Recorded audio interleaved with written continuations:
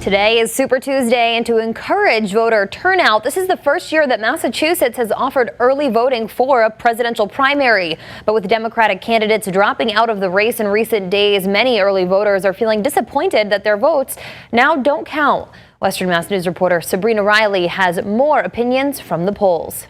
This is the presidential vote, and I'm really passionate about who becomes our next president. I hear people say once in a while, especially in this state, very liberal state, my vote doesn't matter, but it really does. Western Mass News caught up with voters outside the polls on Super Tuesday as they expressed how much this election means to them.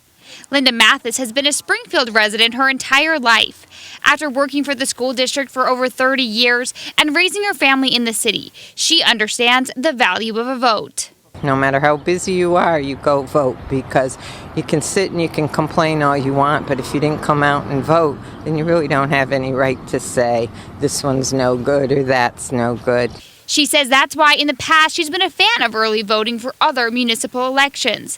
But when the state approved early voting for the first time in a presidential primary, she wanted to wait it out before casting her ballot. This year, to be honest with you, I was going to do it, but I just couldn't figure out exactly who I wanted to vote for. And so I said, well, I'll just wait. All my friends and family who voted early, a lot of them, they feel now their votes are wasted because their people dropped out of the election. So that would give me pause in the future. That's why she tells Western Mass News she is glad she did not participate in early voting this year. I think they're going to find next year, because of this, or the next election cycle, that people aren't coming out as many as did this year. In Massachusetts, there are 4.5 million registered voters. According to the Secretary of State's office, nearly 230,000 people participated in early voting, and 70,000 mailed in absentee ballots.